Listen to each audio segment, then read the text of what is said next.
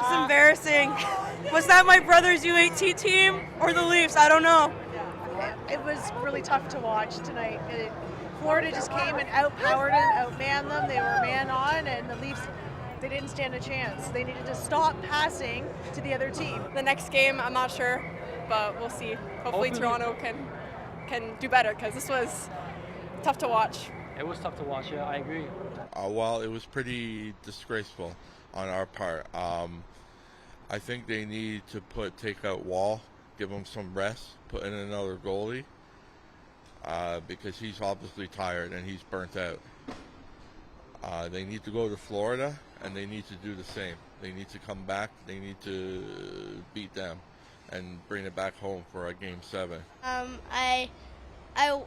I wish that they had won, but since it was my first game, I was pretty excited. So you were just happy to be there. But that was pretty bad.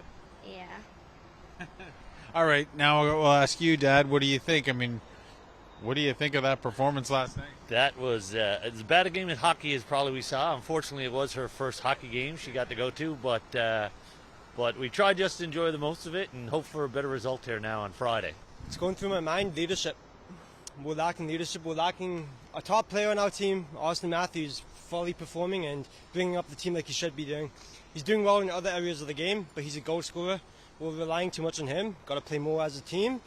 And hopefully when we go back to Florida, bring it to Game 7. As long as they play hard, win every battle, and actually show they care. Because yesterday, they did not show they cared. 6-1 is brutal. It's diabolical. But as a Leafs fan, you got to stick with it because it's been. I know that, but no, don't make excuses. I want you to tell me the raw emotion of. It's terrible because we were down 2-0, and now they're up 3-2, and you're thinking everybody in the city's rallying up, and you think we're actually going to win, and then we keep losing. So I don't know. It sucks, but hopefully we can bring it together and get the next 2 wins. That would be really good. That's what we really want. We have the talent to do it. It's just got to keep the pucks up the net. That's it. Right? It was a little bit heartbreaking for sure, but a little bit, just a little bit. Yeah, they're going to pull through next game. How many years are you going to say that though? I'll keep saying it until they win the cup. Yeah. You're not giving up on this I'm team. not giving up. I'll never give up on the Leafs. As you're watching this, I'm inside Queen's Park, part of what's called the budget lockup. I, along with all the other reporters here, will be going through a booklet that looks something like this, scanning through 200 or so pages, looking at where the government is planning to spend money and where it isn't. This is last year's budget, and the word tariffs, it doesn't come up even once. It would be a huge surprise if that's the same story this year. Yesterday, the Premier was asked what we can expect in this year's budget, and once again, the word tariffs came up. It's going to be a good budget. It's going to be about building our province, creating more jobs, more opportunities, making ourselves more competitive, putting money back into people's pockets, supporting businesses through some of these tough times with these tariffs. The entire premise Ford and his team gave for going to an early election campaign was all the extra spending they'll need to approve to support people in the face of tariffs. They've already announced some measures they plan to bring forward, allowing businesses to defer about $9 billion in provincial taxes for up to 6 months, and $5 billion to help major industries keep their workers employed, something called the Protect Ontario account. We'll also be looking for whether building a tunnel under Highway 401 is mentioned. The Premier brought it up again yesterday. We're going to get this tunnel built one way or another because that creates jobs, thousands and thousands. The opposition leader was clear that's not where she wants to see money being spent. Not a fantasy tunnel under the 401, but hospitals. Let's build in those areas where we know there's growing need, growing demand. Here's where she wants to see spending given the U.S. tariffs. We have to build a tariff-proof economy. We have to invest in our communities, invest in the supports that people will need in tough times, but also fight like hell every day to keep the jobs and opportunities here in the province of Ontario. The Liberals are hoping to see a tax cut for middle-income earners and small businesses. We have to put more money back in the hands of people. People are really struggling. Many sectors are facing huge job losses and people are really worried. The finance minister went tie shopping yesterday at a local business, breaking with the tradition of a new pair of shoes, saying he has enough shoes on his 5th year in the portfolio. What a great Ontario business, what a great Canadian business. Beautiful silk ties that are made in Canada. These ties will stand up to any other tie in the world. The symbolism of the purchase, clear. We got a mandate to protect the economy, and I want our economy the most competitive in the G7. And we can do it. We'll find out the details of what's in the budget at around 4 p.m. Lorenda Redicomp, CBC News, Toronto.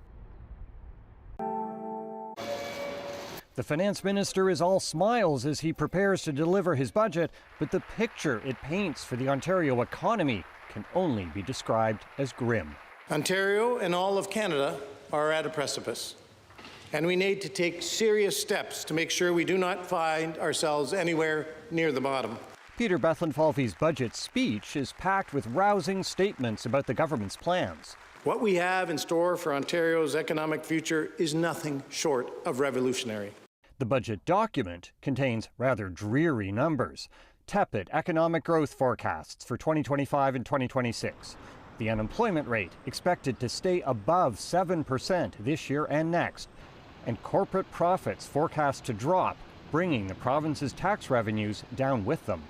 We will need to bolster our economy by investing in our powerful and promising industries, by building more, by building faster, and by protecting jobs and creators.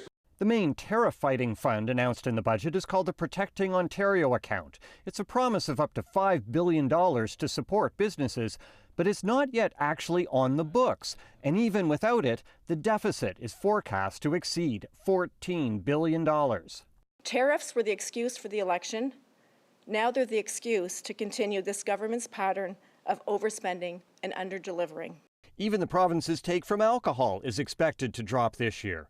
LCBO profits headed down by more than $300 million. Booze tax receipts down too, for a total revenue drop of nearly $500 million. This is a Band-Aid budget. It is a missed opportunity to strengthen Ontario. The Ford government has now tabled 7 budgets since first coming to power. Every single one has forecast a deficit, including today's. This year's budget also pushes back the Ford government's timeline for getting out of the red. There isn't a balanced budget in the forecast until 2027. Mike Crawley, CBC News, Toronto. The budget promises to reduce taxes for local alcohol producers. For spirit makers, cutting the tax rate in half for sales at their on-site retail stores. Smaller brewers also pay 50% less tax. Plus, the province is reducing the markup the LCBO charges for ready-to-drink beverages, as well as cider. All of these changes set to take effect August 1st, meaning those drinks could cost you less. We put more money back into small businesses. We put more money back into consumers, making prices lower.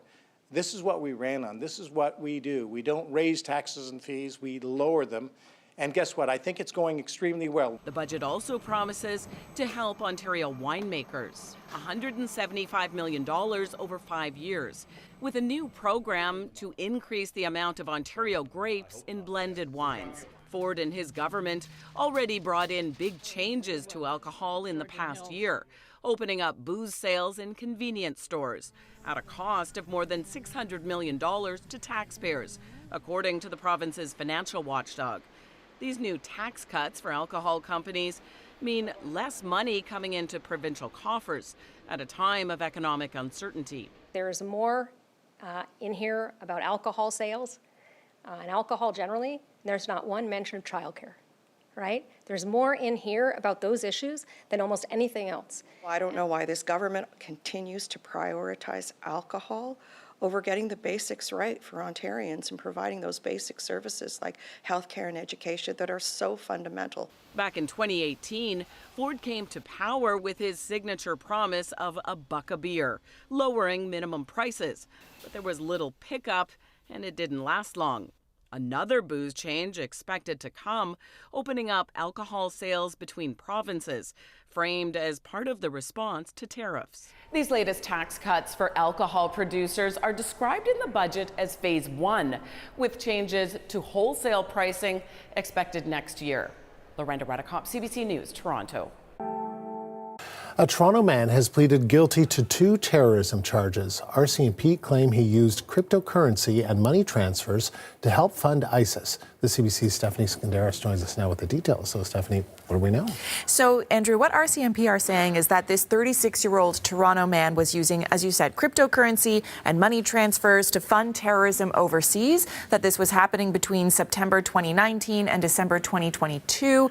And on Monday, at the Superior Court of Justice in Toronto, he pleaded guilty to 2 of the 3 charges he was facing. So the first is financing of terrorism. And in an agreed-upon statement of facts, he admitted to raising more than $15,000 through GoFundMe and contributing more than $35,000 in both cash and cryptocurrency to multiple people to support ISIS, which is, of course, a listed terrorist organization. Now, the second charge is participating in the activities of a terrorist group, and the Public Prosecution Service of Canada says he was making and disseminating pro-ISIS propaganda on social media to radicalize and recruit people, and also that he did research and made propaganda to justify terrorist attacks on foreign nationals in Afghanistan. RCMP say this looked like 3,800 hyperlinks that he had sent out.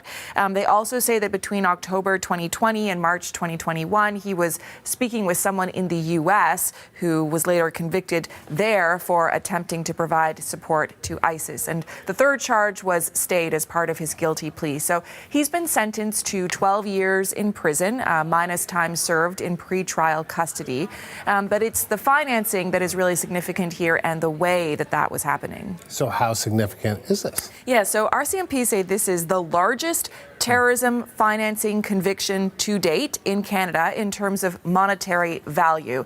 And just to remind you, that was $15,000 through GoFundMe and then sending $35,000 in both cash and cryptocurrency. So there aren't that many cases that have, there aren't that many convictions that have happened in this. So that's what makes this the largest to date in terms of monetary value. But it's also the first one where the accused was using cryptocurrency and the first where they were using crowdfunding. So that's what makes this quite significant. The details, of course, are still coming in, how he was caught, how widespread this was. In the RCMP release, they thanked a slew of Canadian organizations, including FinTrack and the CRA. They also thanked their international partners, who they say were instrumental in this file, the FBI, of course, but also the Spanish Civil Guard and the Maldives Police Service. So it looks like it was pretty widespread. Of course, that's what happens when you're talking about social media and the internet. But yeah, an interesting and significant case for sure. Stephanie, thank you. The CBC's Stephanie Skandaris. A fugitive who's been on the run from U.S. authorities for more than 2 decades has been arrested in Toronto. He faces manslaughter charges for a drunk driving crash that killed 2 teens back in 1998. Thomas Daigle joins us now with more on this. So, Thomas, what do we know about this man? Yeah, it's an extraordinary story, Dwight. Our investigation has found that Patrick Lutz Jr. has been living out in the open here in Toronto for years, possibly 2 decades, while on the run from authorities in Florida. He was involved in that fatal drunk driving crash on Christmas Day, 1998 in Orlando, and he has avoided jail time over that incident until now. Toronto police confirmed to me that their fugitive squad tracked him down, found the apartment building where he was living on Isabella Street in the Church and Wellesley area. Police arrested Lutz this past February somewhere here in the city, they say.